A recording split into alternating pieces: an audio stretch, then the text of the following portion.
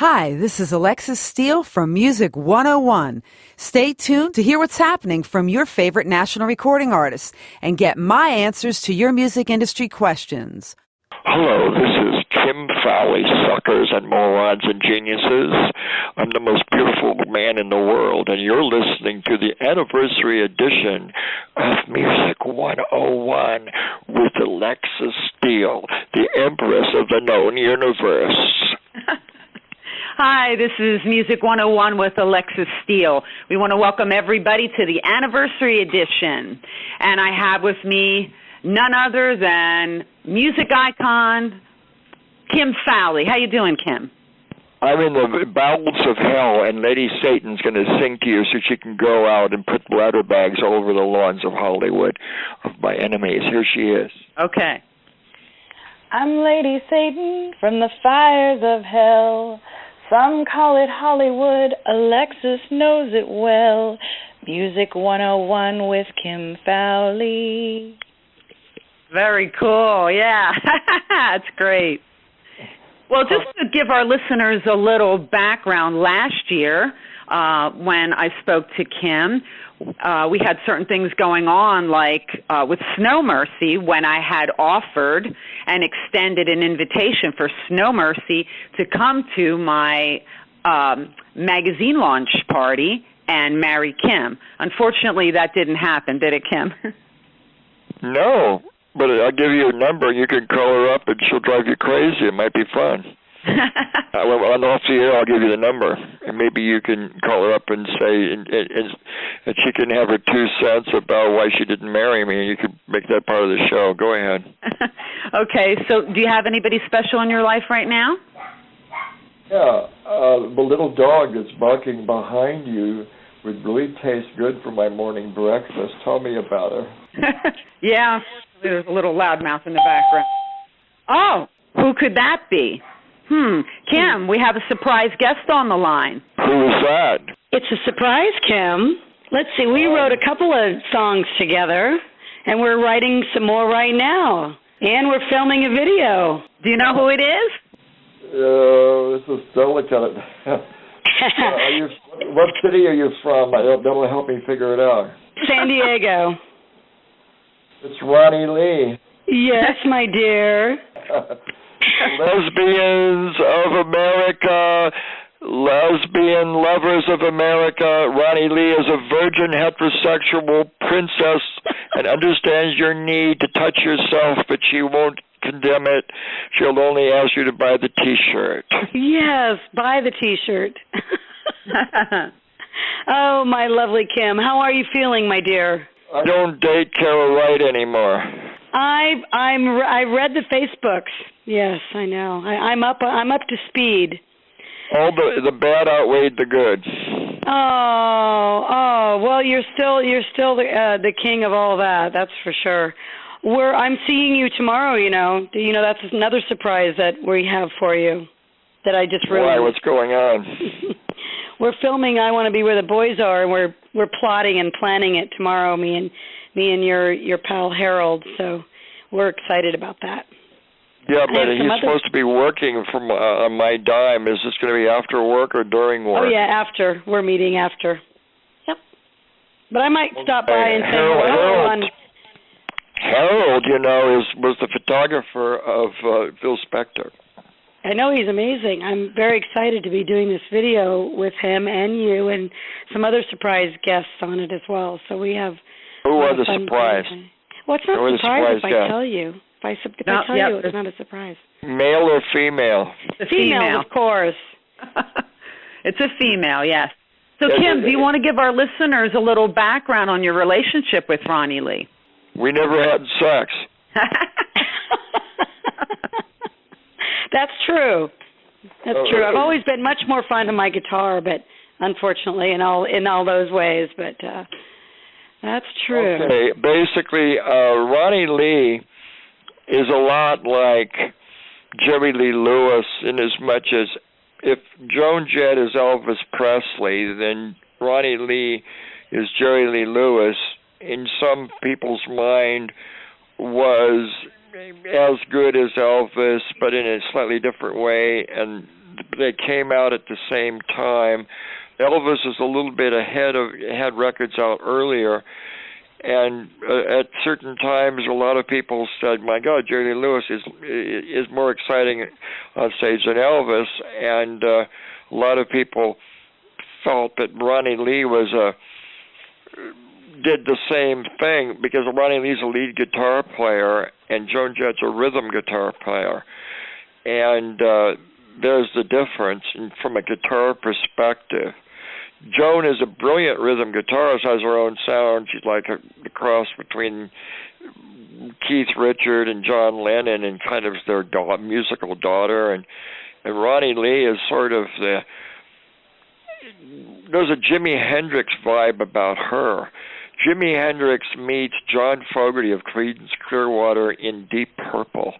If you could imagine those three guitar players in that band, and then Roni Lee shows up in leather and is all three of them at the same time, and pretty strange, don't you think?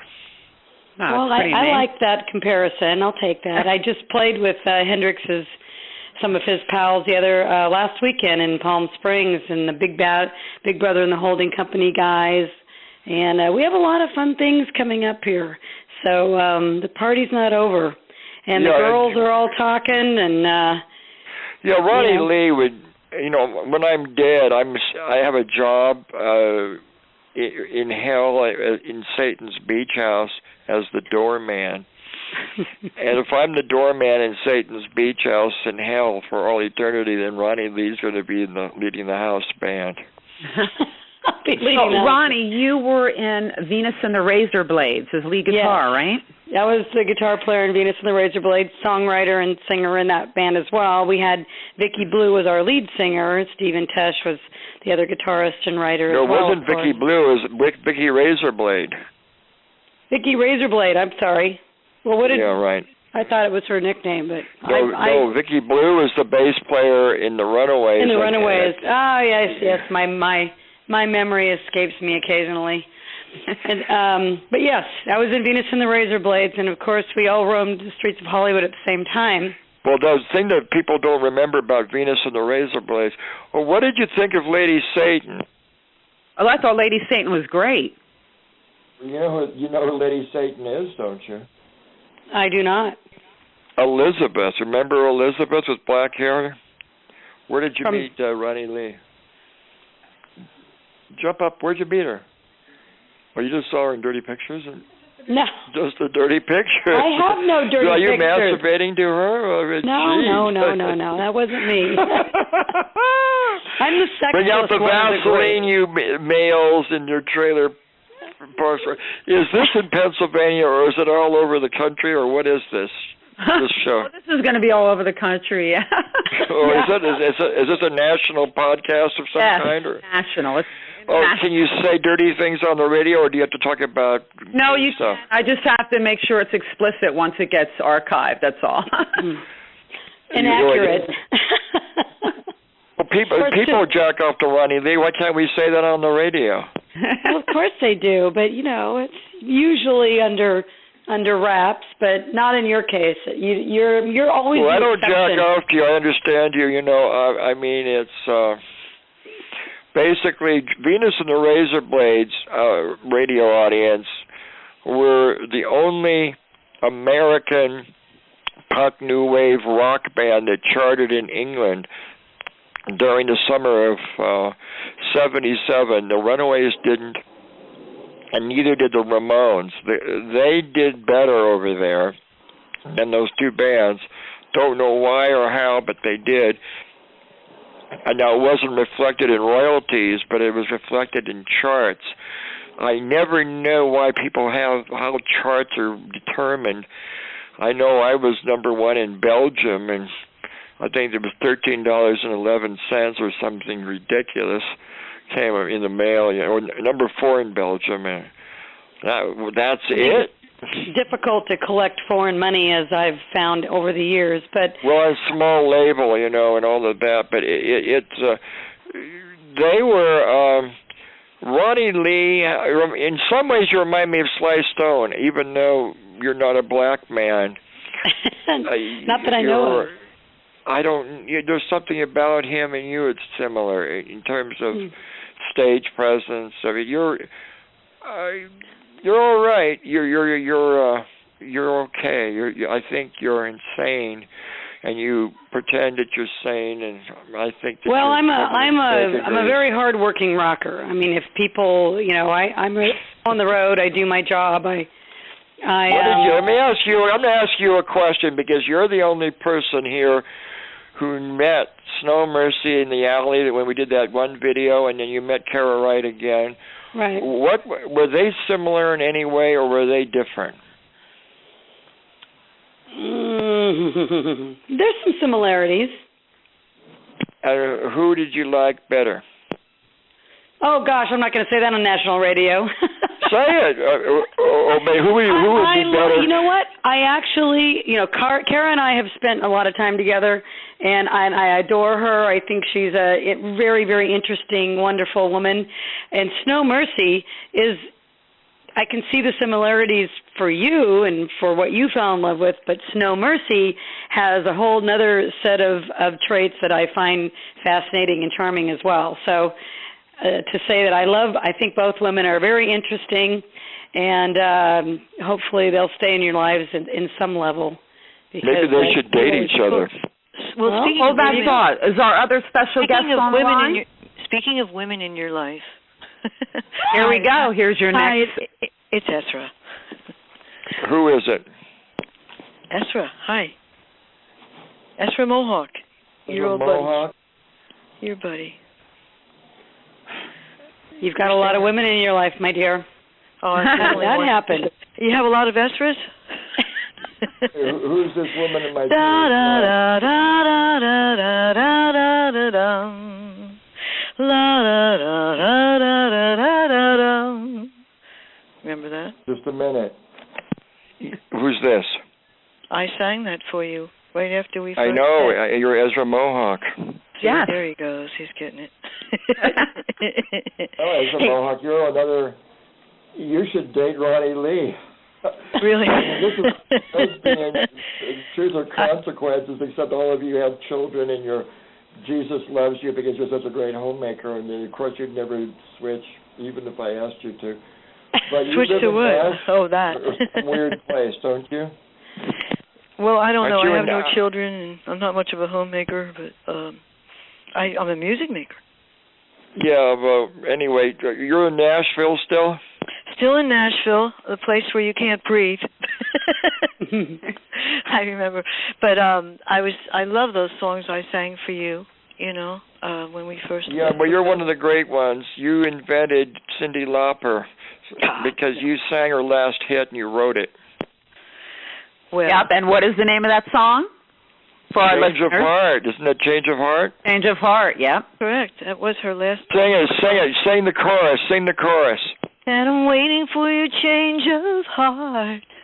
It just takes a beat to turn it around. That one. Yep, and that's I rewrote. I did a whole other version of it. I did an R&B ballad version of it that I. Do you still get royalties? And are they paying you something for that shit? Yeah, I didn't get as much as I should have if the person, the bad man who sued us all. Oh, that Philadelphia guy, right? He just died recently, and good. Well, when you and Roni Lee are in hell, or I'm the doorman, you can kick his ass in front of the audience on an S&M medley. I said, like one less thief on the planet. I'm not a hypocrite. I'm like, oh, it's too bad. But it's too bad we can't get Kim and Roni out to our magazine launch party. Essra's going to be performing. I'm going to be performing with Essra, too. What day is that? I got to tell you Kim. going to have bacon grease on or what? Am I going to have what? Bacon grease on your body. Bacon grease? Like these women who swim the English Channel, these bulldykes, and they always put bacon grease on their bodies so they won't get cold. Have you ever seen that? No. No. Kim, this is the best. Kind of like what women weightlifters put on their bodies, I'm saying this is the best interview ever. I want a copy of this. A lot of yeast and estrogen floating around. I'm sure this is going to be all over the internet, believe me. Good. Hey, I have the cock of an 8-year-old boy after having 2 cancer operations, the sloppy balls of a 90-year-old man. I've got a bladder bag attached to my stomach, which an 18-year-old girl wanted to drink from at a movie festival last Sunday, and I told her that hair would grow on her tongue, and the audience applauded. And I got 3 movie roles out of it. Wow. Well, I'm in the new you do have the balls, that's for sure. Hey, man, you wear your balls on your chest. My balls are like Hiroshima dangling from an Auschwitz stomach. You know what I mean? Something like that. Recently a friend came by, a collector of vinyl records, and I had a whole bunch I could just, give him. I wasn't looking to get rich on it, but amongst them was one I would not part with. I said, I'm sorry, you can't have this one. It was, I have the original 45 of Alley Oop. Jack off a dog. Ah, song. Tiny dog, the one in the background. What breed of dog is that in your house, Susan? It's a Bichon. They're Bichons. Bichon Frise. It's called Bichon Frise. Hey, what would happen if you had your Bichon Frise make love to a Norwegian elk hound? What would you get? I have no clue. Norwegian. You'd get my next girlfriend. Oh, God. We'll try an animal next time. Maybe I'll have less problems. Well, they'll be there. Right, I'll tell you what happens in these romances. Gonna come back as a dog. What happens in my romances is I get the most erotic bitch, even if it's not publicly erotic, but exotic or erotic. And when I get their orgasms going, the demons come out too. If you're going to have a donkey fuck, you're going to get the donkey as long as the fuck. Or the monkey, you get the monkey fuck. So it's the deeper the dirt, the darker the damage. Like, think of all the guys that you girls have fucked who are bad guys. I can't remember. It's a great con, but you have to take them your parents at Christmas for Christmas dinner. It never works out. You know what I'm saying? I don't know. At this stage of the game, the parents are dead. Most of the guys are dead. I mean, I can hardly remember. Most of my brain cells are dead. But I don't regret any of it. You're a dirty bitch. Life has definitely taken its back at you, baby. That's a compliment coming from Kim. How do you deal with what they call a hillbilly pecker down in Nashville? I don't know. I don't really deal with any of them. I'm of a minority group that's not getting any attention, and that's the asexuals of the world. We have to unite. The problem is we just don't get together. You're I'm asexual also in that group, by the way. I'm also in the asexual group. Yeah, so we're just so self-sufficient, right? We're not to be confused with unisexuals. Now that's a whole other thing. I think we're too busy promoting our bands and doing all of our own legwork and our own recording and our own publishing and our own outfits to bother with sexual deviant partners. I just don't have the energy for that. By the time I'm finished with all of the other stuff, and I'm sleeping. Well, I'm too busy sleeping. Too busy sleeping. No, I'm doing the same old same. Taking a nap. I make music. I'm just not much of a promoter. Well, you guys got it all over me, I'll tell you. I need help from my friends. We have this club we're forming out here, and we're a floating club every 2 weeks called Lady Satan's Dyke Bar. Okay. Oh, yeah. And we're going to have morphodites and gay men, and we're going to have sexual offenders, and we're going to have lesbians, and then everything else between those categories playing. What do you think of that? Well, I don't know. Is there room for an asexual in there? Yeah. What's a corn sexual? Asexual. Corn sexual. Well, I'm having weird visions now from that one. Yeah. Get that out of our heads. Uh-oh. Well, no, the next one. People jacking off or smoking dope to this interview, which one do you think it is? Probably both. I think they're probably having a ham sandwich. I don't know. They might be alternating. Kim, our last interview last year, Your book was coming out. Your cologne is coming out, Lord of Garbage. Tell everybody about that. My book came out. It's called Lord of Garbage. You can get it through Amazon on Kindle for $9.99, or if you want to buy the paperback, it's $16.99 from Kix Books in Brooklyn, and it's a story of why I'm the way I am from 1939 to 1969. You can jack off, shoot heroin, and fuck a dog to it, and it makes you cry, it makes you laugh, it makes you want to be me. It's being translated in French and Spanish. And even my enemies like it, and it's part of a trilogy. I have 2 other books. I wrote all 3 in a hospital, and they're coming out 1 volume at a time. I have cologne that smells like a jockstrap and a junkyard, and you sprinkle it on your body and people throw up at a party. It's pretty interesting. It's bad-smelling perfume. And it's called Garbage, and it's a fragrance that we make in bathtub in Brooklyn. And they've sold more of those things than an album. I mean, it's up to like 80,000 bottles. I don't know if people are drinking it or smoking it or sprinkling it on their rancid bodies. The perfect I don't know.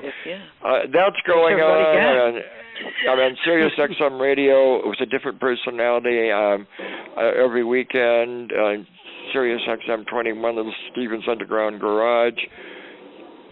And the other thing I'm doing is I have a comic book coming out next year in a hardcover book, and collaborated with 2 famous New York comic artists I can't announce yet. And that's going to be all of the dirty stories about famous people that aren't in my books, because you can tell the dirty stories in comic book form legally, but you can't do it in a book. It's some kind of a loophole in the decency libel laws. It's like cartoon. So anything you want to know from Alba to Zappa, I ran into all of them in my career, and everything A to Z is going to be in this comic book. And when does that come out? It's coming out for Comic-Con next year. I mean, I think they have in San Diego every year. Who's the artist? I'm the artist. Well, it's my book, and then there's some cartoon geniuses who are writing it. I can't name their names. We don't have it on paper yet. And there's going to be a special band, because these guys, 2 of them play instruments. We need a guitar player. And in the San Diego area, you could be our guitar player, Roni. I'm serious, for next summer. I'll do it. I'm on. You'll even get paid. You'll even get paid to do it. Oh shit, no, that would shock me too much. I can't really handle that right now. Yeah, but all you have to one do thing is at a time. Yeah, give me a year to think about that. It's Jimmy Reed, Johnny Hooker with only cranks through a loud amp. You know, don't hey everybody, I want to talk about Satan. That kind of stuff, you know. Oh, tell me about evil, baby. It's that kind of stuff. We'll pull that off. Right, and Essra Mohawk, I never made love to Essra Mohawk either. Funny enough. Wow, I think you're on the phone with 3 women you haven't slept with, Kim. When was the last time that happened? Well, it's happening more now that I'm in a hospital bed, you know. But Puck goes the weasel. Now ask me a dirty question, you bitches. God, I think you've answered them all. I can't think of my little mind just can't even come up with anything that we want to discuss on national radio. Poor Susan has to. But Susan, you don't mind if it's horrifying, do you? No, you know that. No, I don't mind if it's horrifying. But I'm going to ask a question that used to be asked of every hillbilly bitch in the 1950s. Hillbilly bitch be there, you know, at a rock concert, watching guys in DuckTales, and if you wanted to know what the hillbilly bitch was like, you'd walk up to her and backstage and you say, "Hey, sugar, have you ever had your shit pushed back?" Oh my God. Oh my God. I wish I could think of the question to go with that answer. I know that was a question. Have you ever had your shit pushed back? As usual, Kim Fowley leaves us leaves us stupefied and dumbfounded and unable to speak an intelligent sentence. And you've always done that to me, Kim. How about that? Normally, I'm extremely, vocal, but when I'm talking to Kim Fowley, I just shut up and listen for the most part. That's the way to go. Kim has a lot to say, so we listen. He has a lot to say, and I'm always learning something new. And I left last time we were together.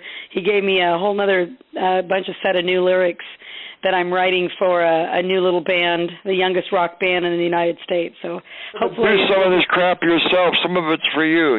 Some of that stuff's for you. Believe me, I've got a couple of those are mine because they don't fit 13-year-old boys, that's for sure. But there's one in there that.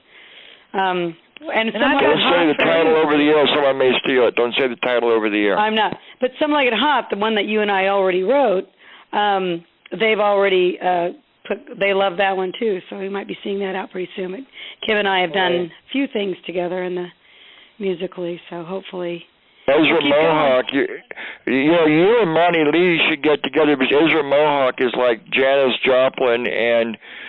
Oh, God, the lead singer of ZZ Top vocally, but you look like a movie star from back east. Oh, well, we should get together. I have a project that I'm doing that I can't exactly say about, but it's really exciting. It's about women in rock. So get my email or RoniLeeGroup.com. Find me. Yeah, Alexis, put us all together so we can contact each other. Like I said, I was trying to get down. I'd like to get Roni to get out to my show. You could play Lady Satan's Dyke Bar. Well, I'm going to be coming to L.A. and in January. I usually do. And somehow let's hook up, and I would love to come and see you. Well, I'll be playing NAMM, so why don't you come sing a song with me at NAMM? Okay, I'll be at NAMM. Okay, well, I'll call it Douchebag Boogie. All right. We'll call it that just for you, Kim. So we'll zero in on dates and numbers, and we'll get together and rock the world, man. Let's do it. I'm ready. Kim, I love you, man. I just want to break you. You should love me. I'm God. Dog spelled backwards. I love you more than God. Oh, thank you. You're right.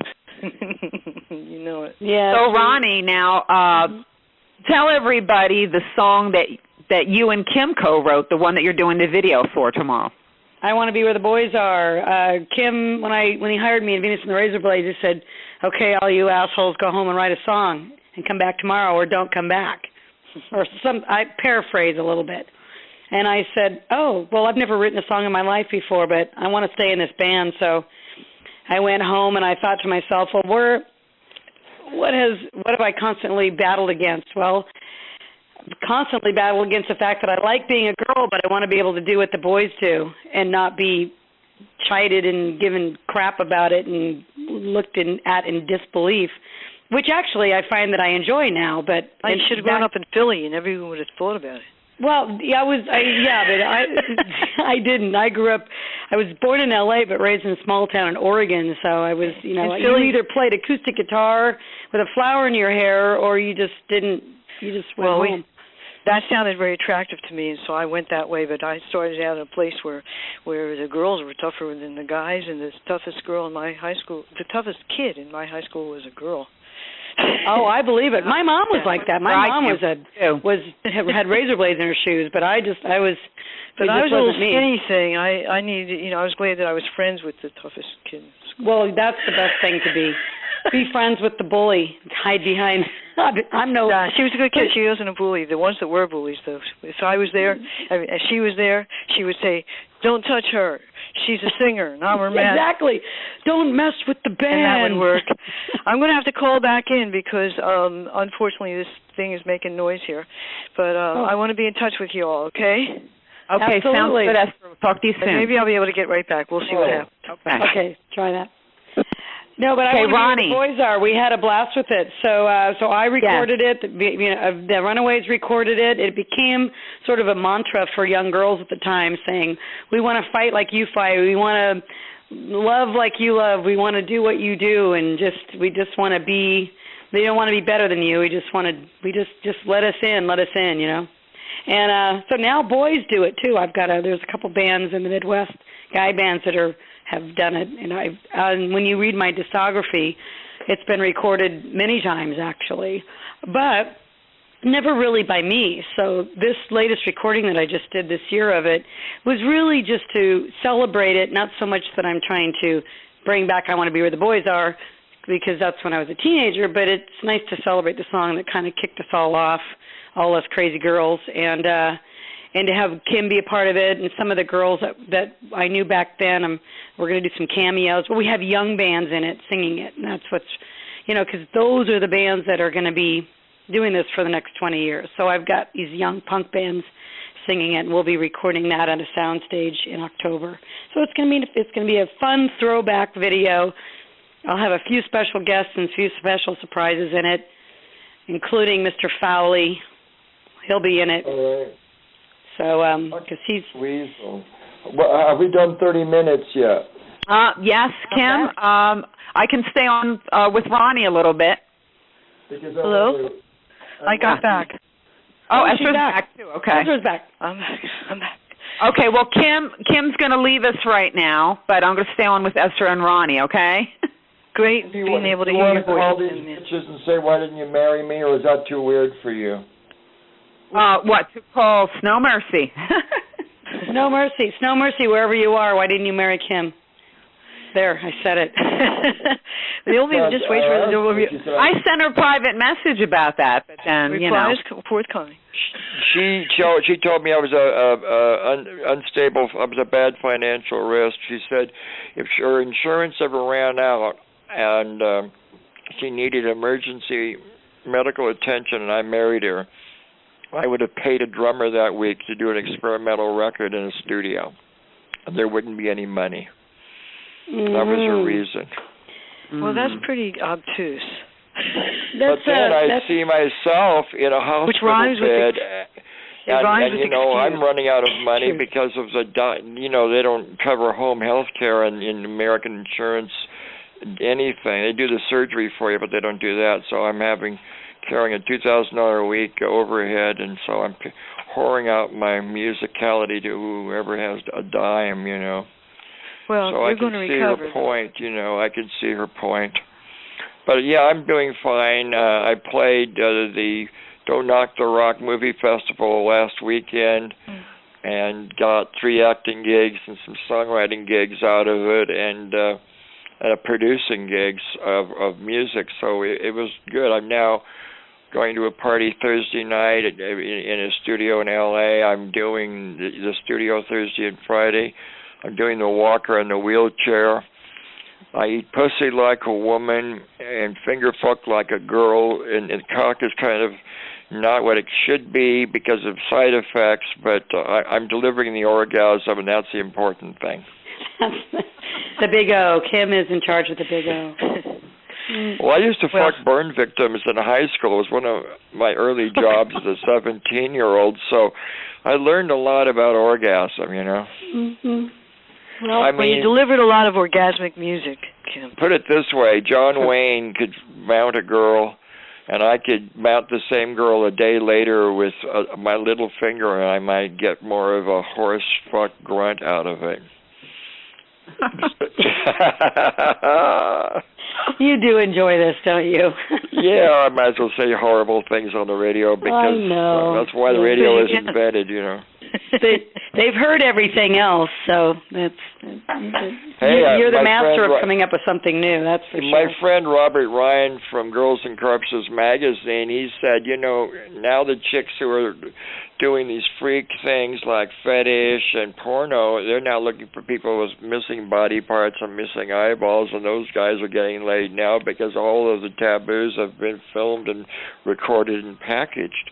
And so now all these people with missing body parts are next, so he's predicting a big sexual winter for Kim Fowley. And I've been invited to Sex Red Carpet, I've been invited to Mutant Apocalypse, and all these things, So which I'm going to with Lady Satan who's my nurse, pushing my wheelchair, and I might actually do Brad Pitt for sex this winter.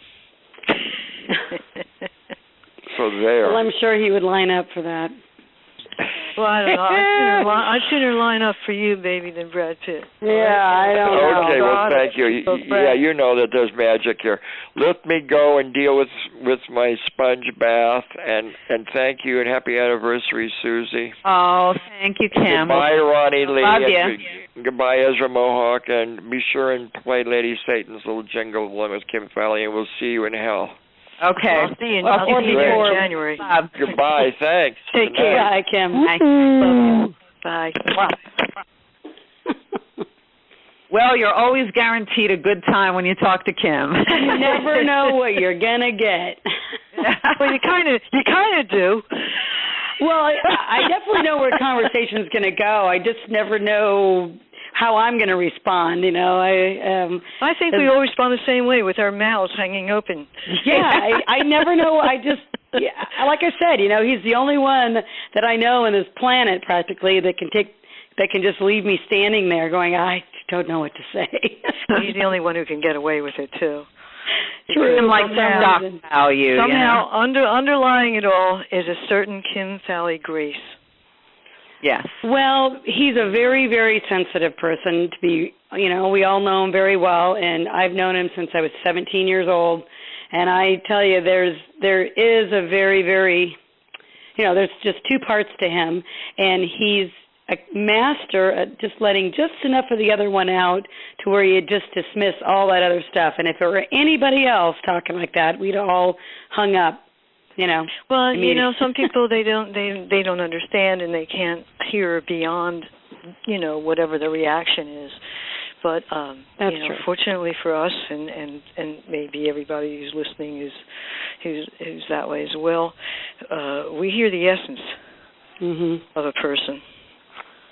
You know, I think that Kim's reputation, what do they say, precedes himself or whatever. Because of the Runaways movie, you know, he was... Oh, yeah, well, that certainly put him in the spotlight for sure. But, you know, that did nothing to change my view of him over all these years. You know, that's great for the general public, and for him as well, you know. But as far as my feelings towards him, they've always been the same. I've always had nothing but respect and love for Kim Fowley. Yes, he's a very talented man. Yeah, and me when I met him in Hollywood in 77 or early 78, I was hitting a brick wall, and I ran into him at an audition. And it was the funniest thing. I got to tell this, how I met Kim Fowley's story. And he was sitting out, it was in a studio, and so we were all kind of sitting around these wooden benches in the reception area, and a couple other, you know, fairly young hopefuls. And Kim says to everybody that he had like $10,000 to go in the studio with somebody who's got a hit. That sounds like him. So this guy, this young man, jumps up there with his guitar and wants to, of course, play him a song.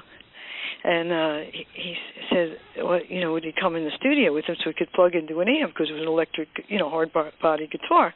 And Kim says, no, you have to play it for me. So here's a kid trying to play the guitar, you know, you hear these little tinny noises coming out of the guitar. And as soon as he got to the chorus, Kim was like, nah. And so when that was over with, and the guy slunk away, I said, well, I've got some songs I can play you. I said, but you're going to have to come in the studio, because there's no way I'm dragging that piano out here. No way. So he came into the studio, and, well, I played him a few songs, and he hired me to sing on some of his publishing demos, and, well, we've been friends ever since. Well, my story is similar and quick, but he walked. I called him a number of times. I was playing in a show band in Reno, and I heard about the Runaways, and then I heard that he was auditioning for Venus and the Razorblades, and I went, well, I missed the Runaways, but I knew I was a decent lead guitarist, and as good as I'd heard any other girls, you know, for that matter. I knew I could do it. I just needed to get the opportunity, so I called him, and he kept saying, you're not really a guitar player, you're from a magazine, and he would hang up on me. Oh, and I call him back, no, I'm really a guitar player. I'd get that far into the sentence, and he'd say, no, you're not, and he'd hang up. And I said, listen, I called him back again. I go, I'm a fucking guitar player. You gotta believe me. Where do you want to see me play? I'll play wherever you want me to be. Because because I was living in Gower, Hollywood, Gower and Sunset, which we all know where that is. It's pretty a nasty area of Hollywood at the time. Living in somebody's walk-in closet. He goes, you be playing when I walk in, wearing your rock and roll outfit, playing your Flying V with your Marshall stack on 10. This is in an apartment complex. Mm-hmm. You be playing when I walk in the building. So I did. I was playing Jeff Beck songs, and he walked in, and I was screaming. I could have, I don't know why they didn't kick me out, but he walked in. He goes, "Okay, you got the job. Write a fucking song." That's what he says. I go, "Okay." But that's the way he was. You just did. Well, he knows when he hears, the real deal. And when I got Change of Heart, I called a few people to say, what should I do? Who should I talk to? Where should I go with my newfound fortune? And I called him, and he gave me like a list of people to call, publishers, A&R people, just you name it. And he said, now I'm going to call these people, and you better follow through. Yeah. Like, he's telling me to follow through. I mean, where do you have somebody who's going to make all those calls for you? No, he's a very, very giving person. He will give you anything. He's obviously, I've always been a firm believer that you get what you really want in life. And if he was really after the money, he'd have the money. But he's been after something else in his life. It's the experience. So he's just experiencing everything exactly. And it's too bad that he doesn't have money to accompany it. But I can understand that because yeah, I'm similar that way. I'm just all about the art and the music, and making it right. And like I said earlier, in this, I'm not the promoter. I'm not a schmoozer. I'm not really good. I'm glad to meet people in this business, so to speak, or on the fringes of it, like him, that I can be lifelong friends like that, Mm-hmm. But other than those special people, there's a lot of muck and mire.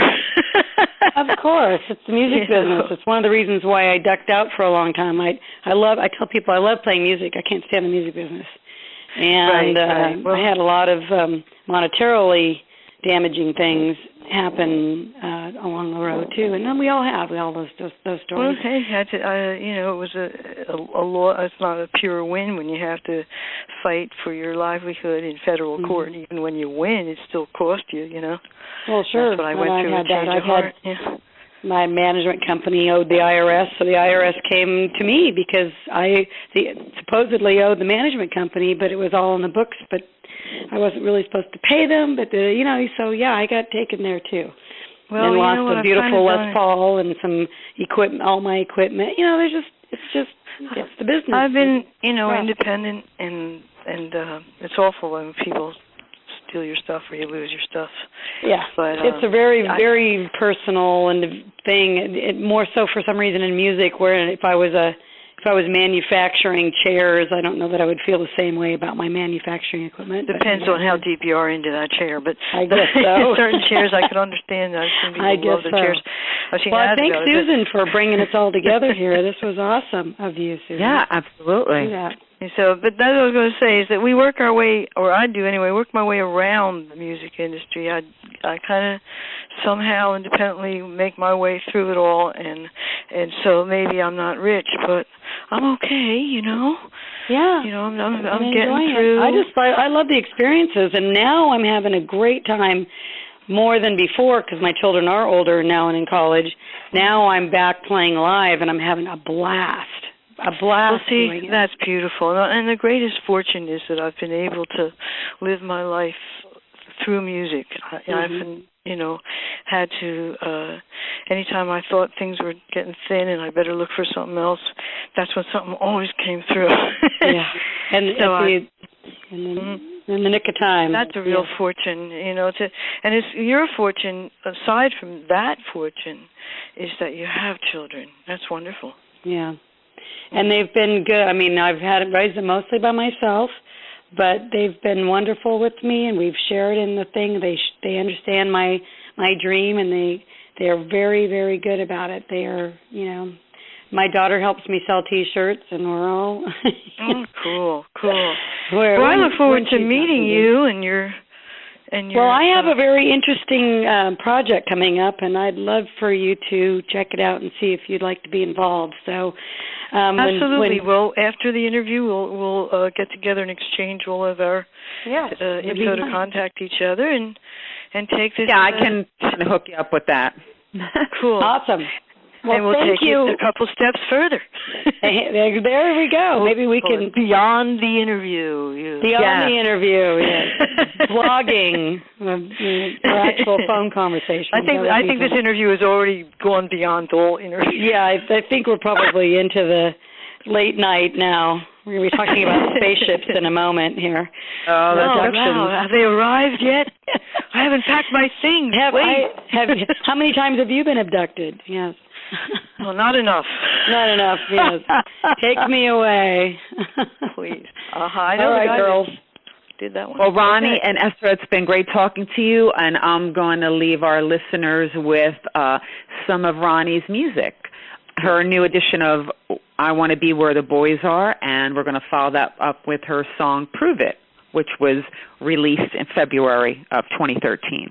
And we look forward to a lot of great music coming from Roni and also from Essra as well, and I'll be getting together with Essra. She's going to be coming down to the Steel Notes magazine launch party, which is going to be at the Palace Center on Saturday, November 30th. It is open to the public. I'd love to have Roni and Kim come as well, but we'll talk more about that. We'll be talking again, I'm sure. Okay. All right. Well, you women are beautiful. Thank you so much for all of your time and your talents, and we'll see you at some show somewhere. You're in Nashville. I'm in L.A. and you're in where? Where are you, Susan? Yeah, I'm in Pennsylvania. Well, I think we meet in Chicago. What do you say? Yeah. I don't know about that. Maybe in the summer. Well, I don't know. I've never been to Chicago. I haven't either, so that's a good place to go. Let's do it. Well, all right. Sounds good. Girl. We'll research it first. Ladies, yes. so much for taking part of my show, my anniversary show, and surprise for Kim. Happy anniversary. Thank you. And happy anniversary to you, by the way, on your show.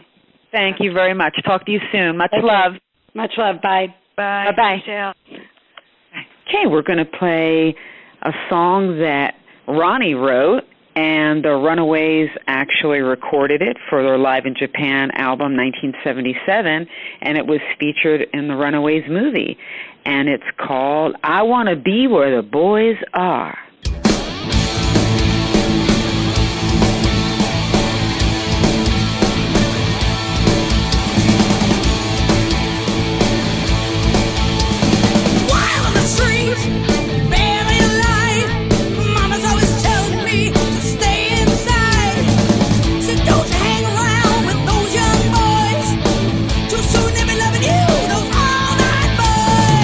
I wanna be where the boys are.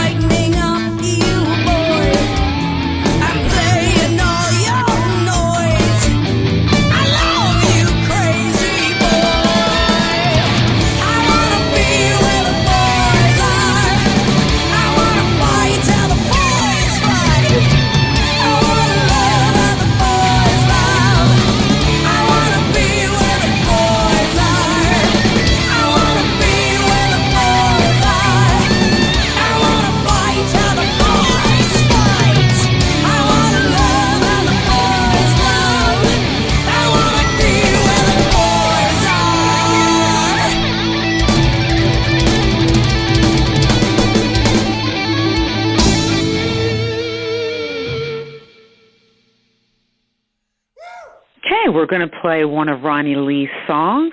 This one came out earlier this year, and it's called Prove It.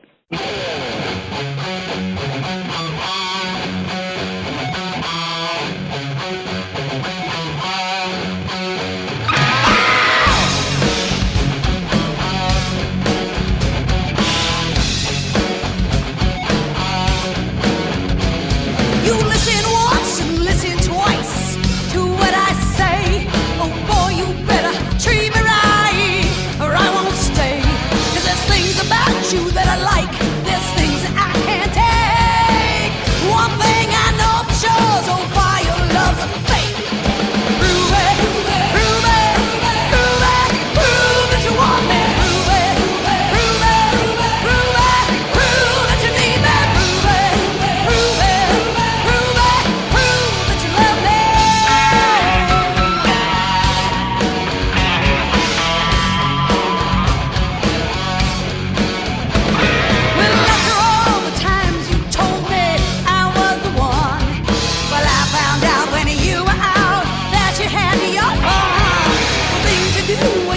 Showing me that you never cared, and I've no time to be a fool. You're one-sided love affair. Prove it, prove it, prove it, prove that you want me. Prove it, prove it, prove it, prove that you need me. Prove it, prove it, prove it, prove that you love.